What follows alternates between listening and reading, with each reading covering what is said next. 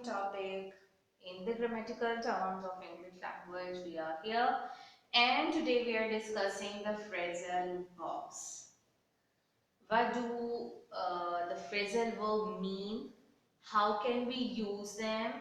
And if in our exam papers or in our assignments we have the phrasal verb, we don't have to be confused that it is a very complicated thing or how can we go through them. These are the very simple and easy things in the grammatical terms. But the thing is that we have to be clear our concept regarding the phrasal verbs. One thing that what are the phrasal verbs? Phrasal verbs are those words, the combination of those words which indicate some actions. Okay, they are pointing towards some actions, and generally we are using we use phrasal verbs in our text messages and in our spoken as well, but in our written we can use them and it creates a good impact as well. But mostly and generally we use them in our spoken, in our texts. So phrasal verbs are those verbs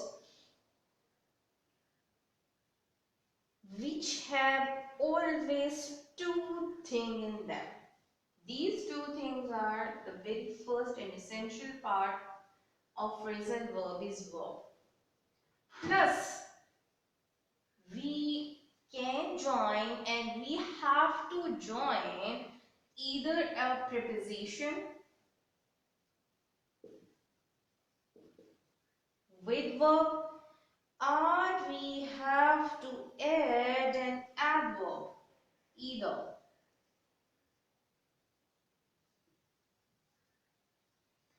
With verb, if we have either preposition or an adverb, it means that now this very verb is turned into phrasal verb. For example, we have a verb look, and if we add with it after, look after, this is a phrasal verb. We have used a preposition either in an adverb in it, and we have turned the very stem word or the very verb into another thing. Look means to look someone, and look after means to think about and to do and to take some action to in the brought up of someone. Either you are taking care of someone in financial terms, in physical terms, in health terms. So these things have changed the very verb and its meaning. After that, we have another example, that one is give. We have the verb give, and when we use with it up, give up. Now give means something else, and when we have added up with it, it has turned the whole meaning of the verb give. Give up, to leave someone, to leave the hope, to be in a side. So it has just turned the meaning of very verb give. We have another thing, and that is go. And when we use with it away, either, through, it just changed the meaning. Go and go through. Go, go away. So the very verb, if it changes the meaning, it's called phrasal verb, or we are adding someone extra. Means we are using phrasal verb here. Now phrasal verb, one thing that we have to add with verb, either a preposition or an adverb, this is the first thing.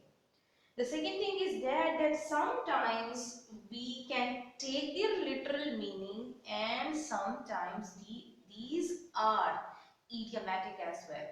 We can't so go through in their literal meaning, but we will go through in its hidden meaning as well. Okay, so the phrasal verbs are phrasal at some places, and these are considered as an idiom in some places as well. For example, if we have a word and that is look up.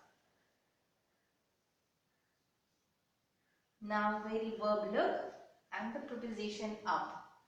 Now look up, it isn't that we are looking towards those things which are higher in height, and we can't look them on our own level, so we have to uplift our head to look at them. These are the literal meanings. But it's an idiom and we use them when we are respecting someone. To respect someone. So we can use them as an idiom. Again, we have another thing, and that is, for example, put down.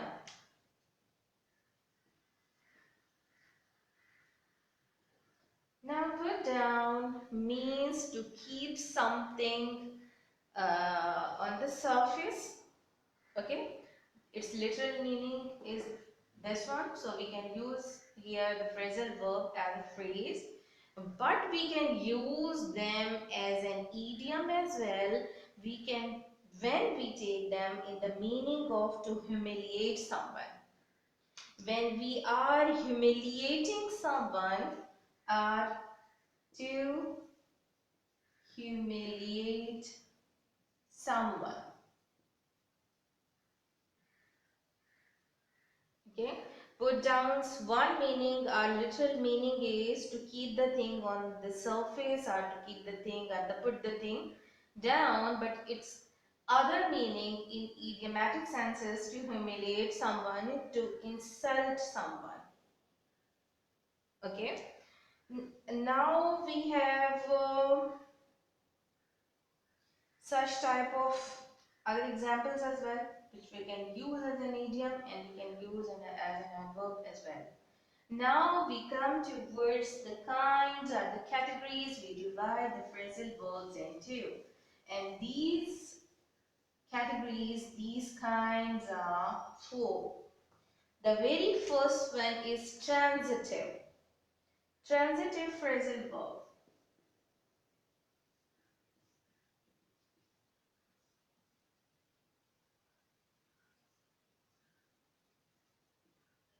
Now, transitive phrasal verbs are those phrasal verbs in which we needs an object or an object is required for these kind of phrasal verbs.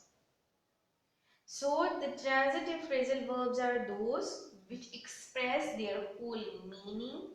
They are complete in their meaning. They don't need any other explanations, or they are just complete in their sense. For example, we have a sentence that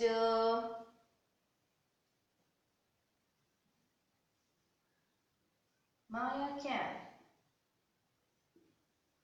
switch off the lights of the kitchen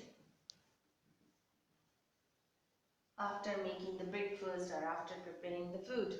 Maya can switch off the lights of the kitchen. Either Maya can switch off the lights of kitchen after preparing the food, after preparing the breakfast, either dinner or lunch.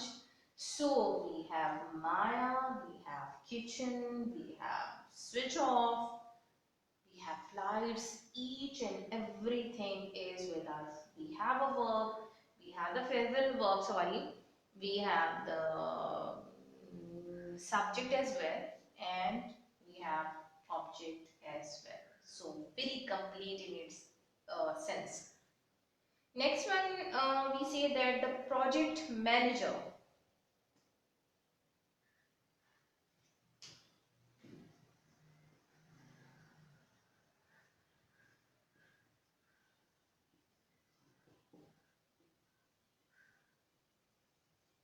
The project manager called off.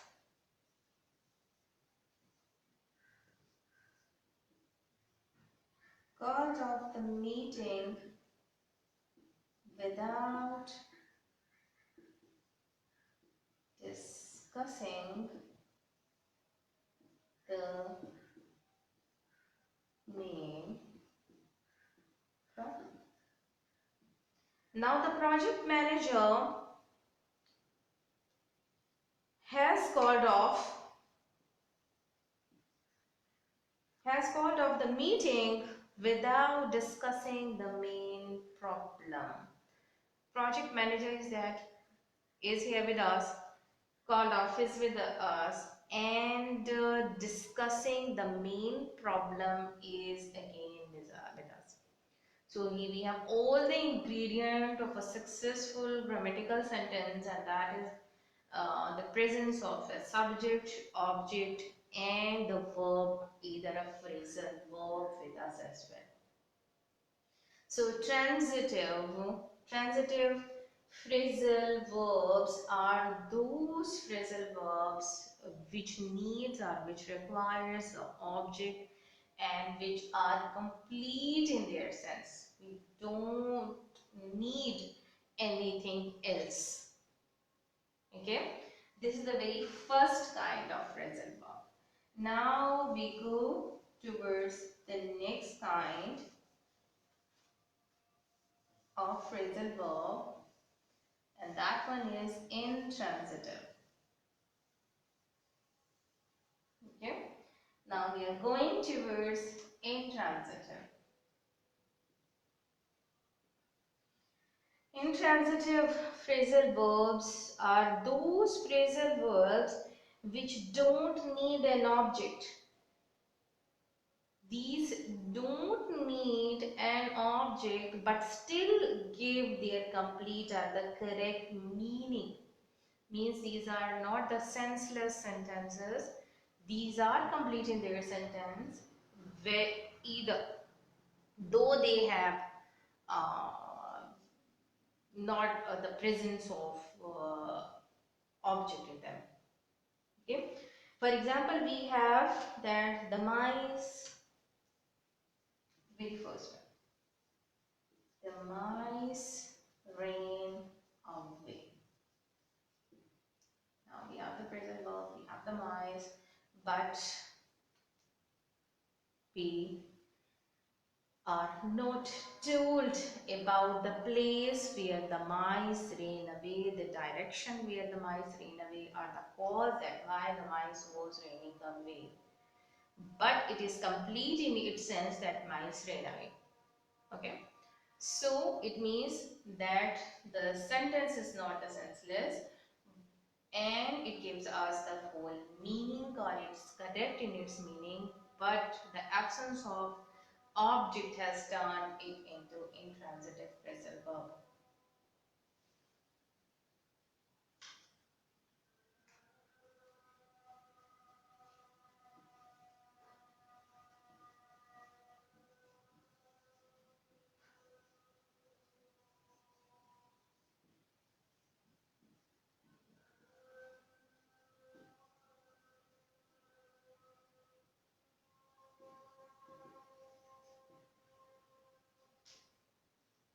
When will you get up in the morning?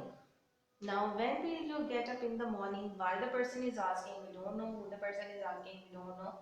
But this is a question put by someone.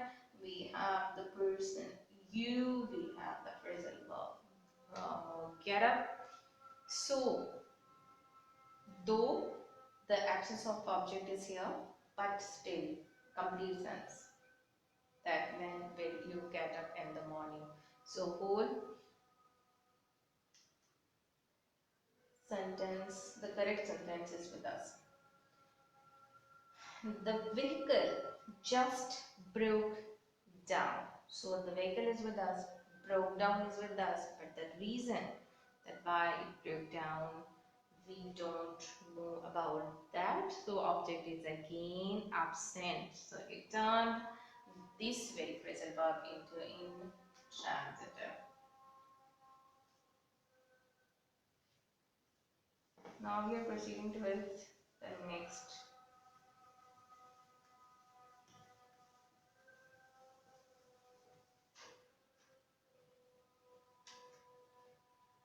The third kind of the phrasal verb is sparable.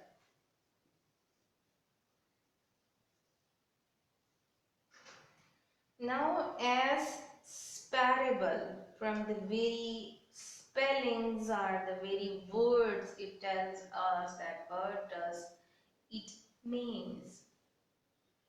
Sparable are separable phrasal verbs, are those verbs in which we can separate the phrasal verb by dividing it into our adjusting into other places, not in the joining position, but still they are considered as phrasal verb and these are correct. So this is a kind separable phrasal verb. For example, we have the sentence that you can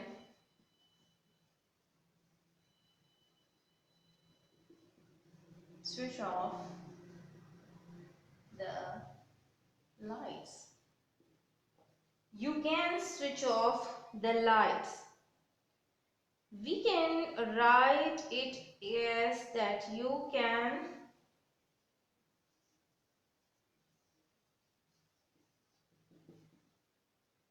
switch the lights off. You can switch off the lights. This is in the joining position, the phrasal verb. And in this very sentence, you can switch the lights off. We have separated both the verb and the preposition, either the adverb, from one another. Okay?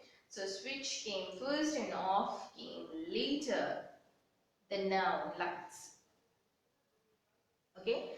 This is the very first example.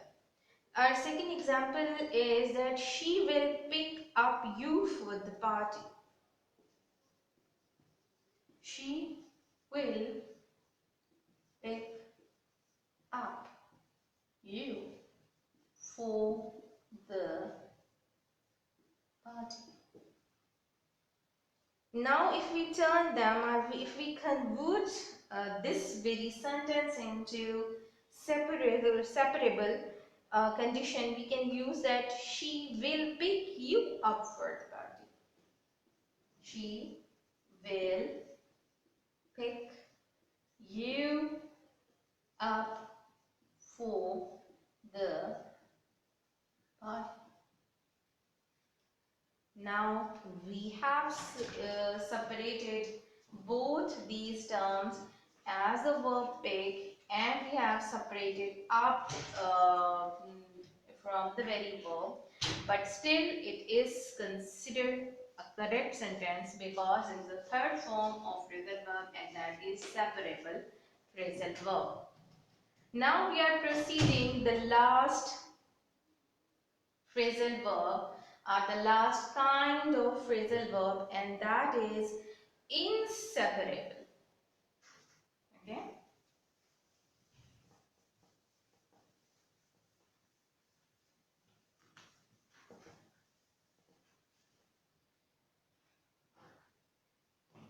Inseparable, either non-separable, okay, inseparable or non-separable phrasal verb is the fourth kind of phrasal verb.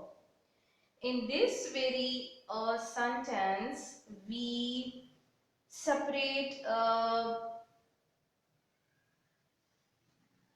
as in the earlier form, the separable form, we have separated both the verb and preposition, either the adverb from one another. But in this very thing, we can't separate them.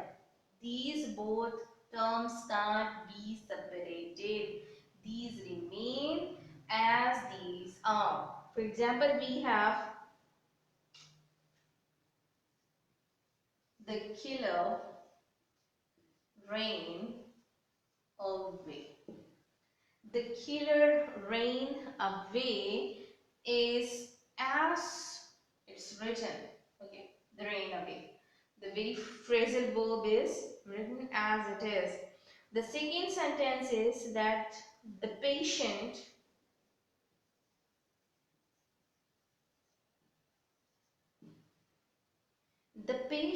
passed away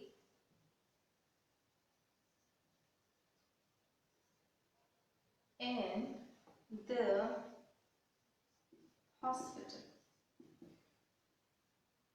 So the patient passed away in the hospital is the other example of inseparable phrase. Now, inseparable phrasal verb and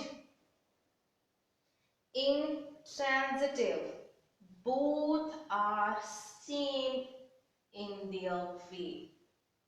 Inseparable phrasal verb and the intransitive both are same, are similar.